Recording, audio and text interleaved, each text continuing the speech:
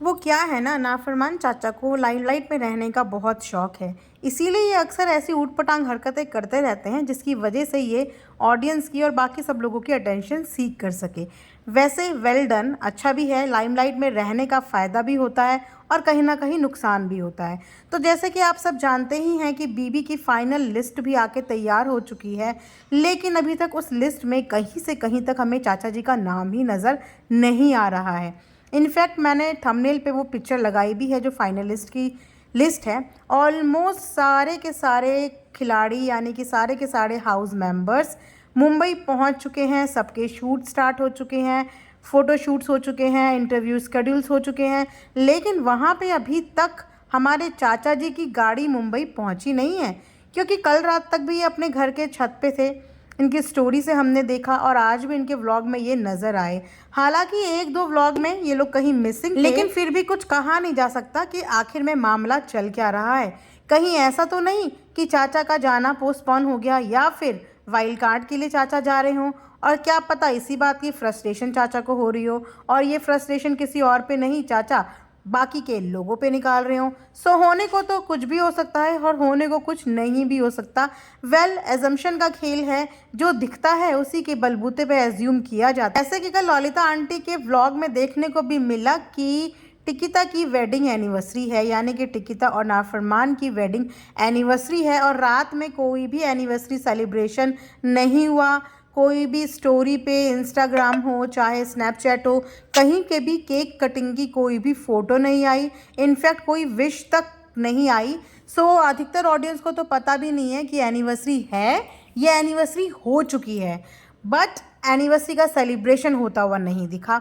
सो माजरा क्या है, क्या ये सेलिब्रेशन नहीं होगा क्योंकि चाचा जी निकल चुके हैं मुंबई के लिए, या फिर ये कोई ग्रैंड सेलिब्रेशन होगा? क्योंकि वैसे तो ये फैमिली अपनी डेली व्लॉगिंग के ज़रिए हर छोटी छोटी चीज़ भी अपनी बता देती है।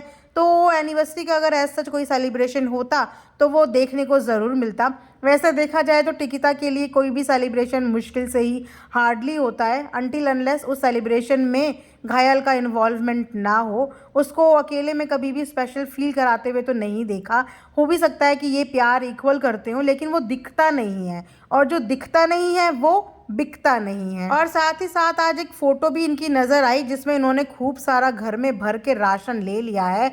दैट मीन्स कि राशन भी घर में भर चुका है। और आप जानते ही हो कि राशन और हिसाब किताब के मामले में इन सब चीज़ों में टिकिता थोड़ी सी कमज़ोर है।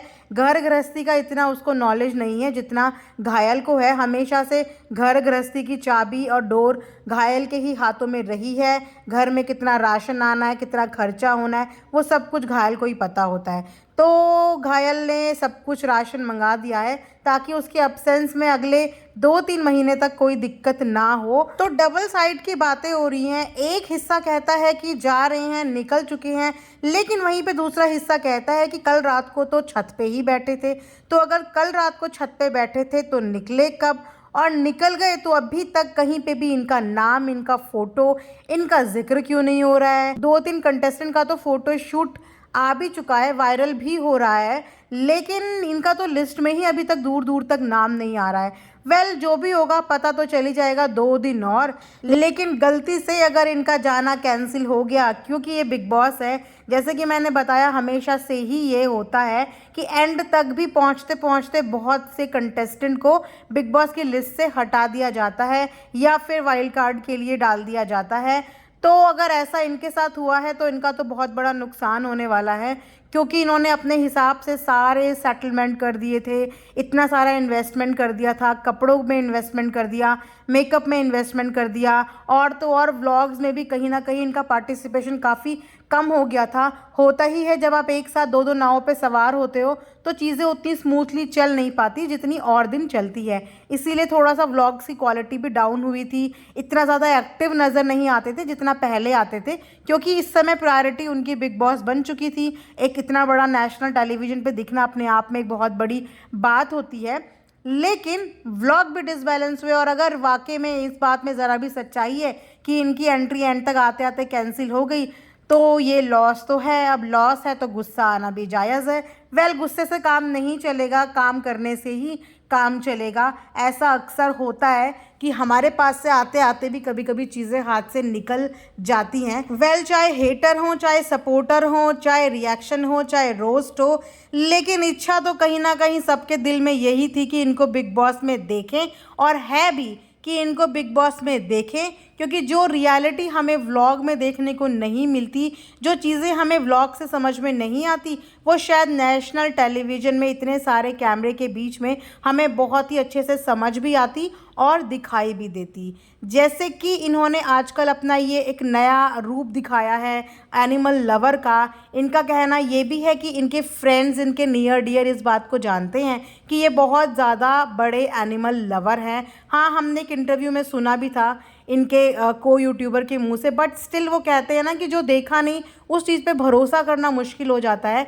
2-3 साल से इनके व्लॉग्स चल रहे हैं, लेकिन इससे पहले इनके व्लॉग्स में जानवरों की और जानवरों से प्यार मोहब्बत करने की कोई क्लिप भी नहीं देखी, कोई वीडियो भी एज सच नहीं देखी, ना कोई बातचीत देखी। हो सकता है कि इनका ये ड्रीम प्रोजेक्ट हो, इनका ये एक सपना हो कि ये इस काबिल हो जाएं कि ये इंसानों की मदद कर पाएँ। Very good initiative. बेजुबान जानवर की मदद करनी चाहिए, क्योंकि जुबान वाले लोगों का तो आजकल भरोसा ही नहीं है। इससे बेटर है कि बेजुबान जानवर की ही केयर की जाए।